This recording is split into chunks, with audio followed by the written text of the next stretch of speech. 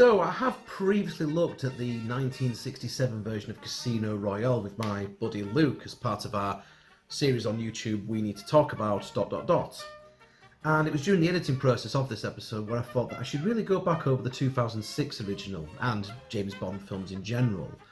I was planning on doing this to coincide with the release of the new Bond film, No Time to Die, but of course due to recent events in the world, the release date for that has had to be sort of pushed back to September. So I still want to look at Bond films because this is something I grew up with enjoying and still continue to enjoy to this day. So this seems like a good sort of jumping on point to sort of start with that. Now, depending that MGM or whoever owns the Bond franchise doesn't try and slap a copyright claim all over the video, this is me starting to look at the Bond films. We're starting off with 2006's Casino Royale, and maybe we'll go on to some of the other Bond films from there. So the 2006 version of Casino Royale is essentially a prequel of the series, as it takes place at the beginning of Bond's career as Agent 007. And in some ways it's also a reboot as well, again making it that ideal jumping on point for people new to a series that at this point was having a major shake-up. Pierce Brosnan had left the role of 007 in a somewhat unhappy departure. Daniel Craig had been announced as the new Bond to the response of a rather pessimistic public. Brosnan had been a very popular Bond with audiences, with all four of his appearances as Bond being very financially successful. Indeed, it was his sort of first appearance of in GoldenEye that rejuvenated the Bond franchise in general. And to be honest, he was happy to come back for a fifth film. There were even plans for a spin-off movie and possibly a series for Bond's partner from Die Another Day, Jinx Johnson, played by Halle Berry. But behind the scenes, it was a different matter. It was decided that the Bond series needed to go in a different direction, and that it needed a different actor for the role.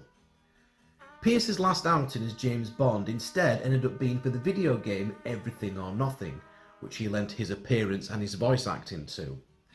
As a result, the game is seen as the fifth Brosnan Bond film that we thought we were going to get and never did. Whilst all this was going on as well, the rights to Ian Fleming's first Bond novel, Casino Royale, had finally found its way into the hands of EON after numerous lawsuits and many years of it changing hands. And for more details on that particular backstory, check out the episode on the 1967 Casino Royale movie that myself and Luke did.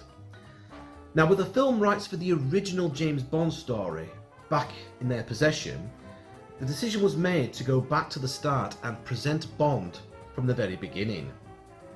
As well as that, the Bourne movies had become very successful as darker, more violent, grittier spy movies, and to be honest, they were beginning to make Bond look like he was yesterday's news. At one point, it was even believed that Quentin Tarantino, of all people, would be directing Casino Royale. He wanted to have it set in the 1950s, like the original book, and be filmed entirely in black and white. Tarantino also wanted Brosnan back as Bond, but playing him as an older character nearing the end of his career as a 00 agent. I can only imagine how that would have turned out. Now, straight away with this new Casino Royale, you're getting the impression that this isn't the Bond you thought you knew, as instead of the usual gun barrel opening, we get this stylish black and white scene that doesn't rely on any special effects or over-the-top stunts. Instead, we see Bond getting his 00 status, and presumably his license to kill, by finding and killing a turncoat MI6 agent, which is actually undercut with Bond having a brutal scrap with one of his henchmen in a public toilet somewhere. And then we get the gun barrel opening. We get an awesome song by Chris Cornell, who is sadly no longer with us, and opening credits that are very visual in appearance and play off like the classic Bonds. Although there aren't any naked ladies doing cartwheels off gun barrels this time round, which I can only imagine was a disappointment to Alan Partridge. And so on to the film itself, where our hero is in Madagascar with another agent who is probably the most inept one that any Bond has ever had to team up with, ever, as he keeps sticking his finger in his ear, as if being the only white guy in a huge crowd of people isn't enough to make you stand out. Bond's target makes a run for it with 007 in hot pursuit. As we never see his partner again, I'm assuming he either gets trampled to death by the panicking mob or the snakes had a go at him. After a thrilling action chase sequence with plenty of fighting and parkour along the way, Bond kills his target, but not without causing a lot of collateral damage along the way. Well, I suppose it's his first day on the job. He's probably even not got a chance to do his stat training. This causes M, played here by the wonderful Judi Dench, to chew Bond out a new arsehole. Bond, however, has managed to secure the name of Le Chiffre's contract, Alex Dimitros, and so manages to avoid MI6's equivalent of a disciplinary hearing before jetting off to the Bahamas to give the female members of the audience a bit of fan service. Well, okay, I suppose between Ursula Andress and Halle Berry being in similar shots, us blokes have been spoilt over the years. Meanwhile, Le Chiffre is meeting up with Stephen O'Banno, a corrupt army commander and terrorist who's in league with a criminal organisation that at this point may or may not be Spectre. We're not sure. This organisation is represented by the mysterious Mr. White, who is expecting Le Chiffre to move a lot of their money around without detection. Whilst all that is going on, our hero has been busy. Bond, being Bond, not only manages to seduce Demetrius' missus, but also wins an Aston Martin from him in a card game. Bond tracks down Demetrius and is later forced to kill him, but not before finding out about Le Chiffre's plot to blow up an airliner. Bond manages to stop the attack in another exciting action sequence, leading to Le Chiffre losing a lot of Mr. White's money as a result of this. Without notifying O'Banno or Mr. White, Le Chiffre plans to recoup his losses in a high-stakes Texas Hold'em tournament at the Casino Royale in Montenegro. MI6 enters Bond in the tournament, believing that if Le Chiffre is defeated in the tournament, then he'll be forced to seek asylum with the British government in exchange for spilling the beans on some of his terrorist clients. Bond meets his partner for this mission, Vesper Lynd, a British Treasury agent protecting the $10 million buy-in. She's also acquired Bond a tuxedo to wear in the casino. As this is the first Bond story in this canon, it's great to see where Bond first starts to get his appreciation for tuxedos and Aston Martins from. This is also one of the best introductions to a Bond girl ever, as Vesper has some great back and forth dialogue with Bond and doesn't take any shit off him. In Montenegro, they meet their contact, René Mathis, who hints that he might not be entirely trustworthy. And at the table, Bond meets fellow player Alex Leiter, a CIA agent who is also after Le Chiffre. Felix is a regular character in the Bond series and has been played by numerous different actors. Essentially, he's Bond's mate who pops in and out of a film to exchange some information and a bit of banter. This version of Felix is one of the best in the series, as there's some chemistry between this version of Felix and Craig's version of Bond. It probably helps that Daniel Craig had previously worked with Jeffrey Wright, the actor playing Felix, although it was on the set of the rather forgettable Invasion of the Body Snatchers remake, entitled simply as The Invasion. Moving on. So, onto the card game. And this scene is so well shot and edited, and the music is so well paced, that even if you have no idea how to play Texas Hold'em or know anything about card games whatsoever, like myself, you'll still be able to tell what's going on. It also helps that René is essentially providing Vesper, and us, the audience, with some commentary on the proceedings. Unfortunately for Le Chiffre, his evening does not start well. Not only does Bond initially gain the upper hand, deducing Le Chiffre's tell, but it turns out that O'Banno has found out about the loss of the money, and to say that he's furious would be sugarcoating it. O'Banno and his bodyguard break into Le Chiffre's hotel and ambushes him and his mistress, Valenka, with a machete, but allows him to continue playing in order to win back the money. Even though you think Le Chiffre is the main villain in this film, he is actually an underling, although admittedly a very ruthless one. What he does throughout the film is usually for necessity and even out of desperation. So when he finds himself in trouble, you realise that he's in just as much danger as what James and Vesper are. That sense of danger makes him determined and dangerous. Very, very dangerous. O'Banno's bodyguard spots the hearing device in Bond's ear and moves to attack both him and Vesper, forcing Bond to subdue the henchman by throwing him over a stairwell to his death. Urbano then attacks Bond with the machete he had concealed inside his jacket, and the two of them have a brutal and brilliantly shot fight scene on the stairwell. Bond gains the upper hand and throttles Urbano to death. Mathis then disposes of their bodies by putting them in the car trunk belonging to one of Le Chiffre's henchmen, framing him for their murders. After comforting a traumatised Vesper in the shower, Bond loses his stake when Le Chiffre is tipped off to his own turn, and Vesper refuses to authorise the $5 million to buy back in. Preparing to kill Le Chiffre, Lita agrees to stake Bond in exchange for taking Le Chiffre into American custody. A deal Bond readily accepts, but one that M is probably not going to be too chuffed about. Bond then gets his drink poisoned by Valenka and has to literally shock his body back to life, thanks to a makeshift defibrillator made from his Aston Martin with some help from Vesper. Of course, this doesn't seem to slow him down at all as he returns back to the game, which culminates in a $115 million hand in which the remaining players go all in. Le Chiffre trumps the others, but Bond wins with a straight flush. Le Chiffre has his goons kidnap Vesper after the game, and whilst we don't get a vehicle chase sequence in this movie, we do have this pretty amazing moment where Bond crashes his car to avoid Vesper, who's been left tied up in the road. And yes, somehow, he survives this.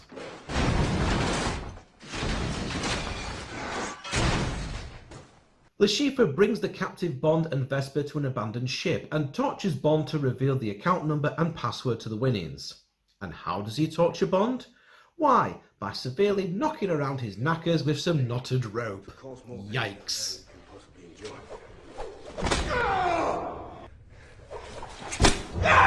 At this point, all the men in the audience have crossed their legs and started wincing. Despite the terrifying amount of trauma to his testicles, Bond refuses to spill the beans. He even goes as far as to ask Le Chiffre to deal with an irritating itch on his left nut. What a guy. This scene is not only painful to watch, it's become something that the film has become very well known for. It's essentially the modern day equivalent of this other famous Bond scene. Not satisfied with merely bashing Bond's balls about, Le Chiffre changes tactic and prepares to castrate Bond. Wow, okay. But Mr. White steps into the scene, having only been seen briefly at the start of the film, and kills Le Chiffre and his associates for their failure, leaving Bond and Vesper alive. This sets the scene for a greater evil for Bond to deal with in the next films. Again, many fans at the time believed that this would be the first chronological appearance of Spectre, but more on that later. Bond awakens in an MI6 hospital, having presumably spent the last couple of weeks with a massive bag of ice resting on his gentleman's vegetables. Whilst visiting Bond in the hospital, Mathis is arrested as the traitor, as Le Chiffre had revealed that he was the double agent. Transferring the winnings, Bond reveals the password, Vesper, admitting his love for her. Which is a lovely gesture, but come on, that's not exactly a secure password, is it? I mean, you would have thought he'd make it like a combination of letters and numbers. He resigns from MI6 and they run away to Venice together, but when M reveals the money was never deposited, Bond realises that Vesper has betrayed him. He follows her to a handoff of the money where gunmen take her captive. In an excellent final battle sequence, Bond shoots the building's flotation devices, causing the foundation to sink into the Grand Canal.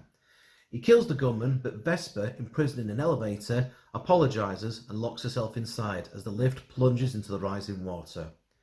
Bond frees Vesper and tries to resuscitate her, but it's too late. Meanwhile, Mr. White escapes with the money. M informs Bond that the organisation behind Le Chiffre had threatened to kill Vesper's lover unless she became a double agent. She likely made a deal, the money for Bond's life. Bond tells M that he'll return to service, with M quipping that she hopes that he's learned his lesson. At an estate in Lake Como, Bond locates Mr. White, shooting him in the leg and finally introducing himself as the film comes to an end. The name's Bond. James Bond. It's at this point in the film that the classic Bond film begins to play. Although this story will continue in the next film, Quantum of Solace, and yeah, we'll talk about that another time. Craig's casting certainly ruffled a few feathers, and to this day many Bond films have not watched this or indeed any of Craig's other appearances as 007, deeming them to not be proper James Bond films. I can sort of see where they're coming from on this. I mean, Bond's not making jokes or delivering one-liners after killing any of the bad guys. He's not dashing or suave in any way. He's a bit rough and ready around the edges. The film more than takes a few influences from the Bourne films, which is to be expected. Other action films had been copying ideas from James Bond for years though, so it's about time that Bond stole some ideas back. There's no Q, there's no Moneypenny, well, not until later, and there's no fancy gadgets or cars that can turn into submarines. Bond doesn't finish the film in bed with a pretty lady. The classic Bond film isn't heard until right at the end, and that's after 2.5 hours. And it was the longest James Bond film at the time. It's a grittier, more realistic Bond where he does get the crap kicked out of him and he does show his vulnerable side. But again, this is a James Bond at the start of his career as a 00 agent. Essentially, like Batman Begins showed how Bruce Wayne became Batman and all the pieces fell into place to make him into the hero we now know, it is the exact same situation with Casino Royale. It's Bond Begins, if you will. He's not the character that we know, not yet, but he's taken some first steps to eventually become that character that we will come to know. It should be considered as a prequel to all the Bond films before, but then that starts to bring up questions like, well, shouldn't it be set in the 1960s? Then again, it could be considered to be a reboot of the series, but then that brings the question as to why Judi Dench is still playing M. My advice to that is, don't bog yourself down with the details and just enjoy the film. It's a great film, it's certainly not my favourite Bond film, but it is a bloody great one, and is legitimately one of the best Bond films in the series. Even if you are a naysayer that refuses to acknowledge this as a Bond film, it's still a great film whether you look at it as a Bond film or not. It works as a prequel and it works as a reboot. It's a great update of the original Fleming story, and it certainly blows the 1967 version out of the water. Not too difficult, admittedly. To the point where these days, whenever Casino Royale is mentioned, it's this film that immediately springs to mind. Despite reservations of his casting, Craig fully makes Bond a character. I'll probably always prefer the campiness of Roger Moore, the dangerous side of Timothy Dalton, the smoothness of Sean Connery, or the superb revival that Pierce Brosnan gave us. But that doesn't mean that I think Craig is a bad choice for Bond, far from it. Casino Royale became a huge hit, with many critics now changing their initial mind over Craig and proclaiming him as the best Bond ever. You soon changed your minds. Even some of the previous Bond actors had praise for Craig. Critics and audiences loved the movie. The casting of Craig and the risk of taking the darker, more realistic take on Bond paid off. With just one film, the Bond series had been well and truly shaken up, but had felt refreshed and rejuvenated as a result. Craig's second film would be Quantum of Solace, which would be a direct sequel to Casino Royale, another first in the series, as Bond was essentially continuing the same adventure rather than going off on a new one, as was usually the norm. Bond was now tracking down the shadowy organisation that Le Chiffre was working for, and whom was directly responsible for Vesper's death. But that's going to be for next time.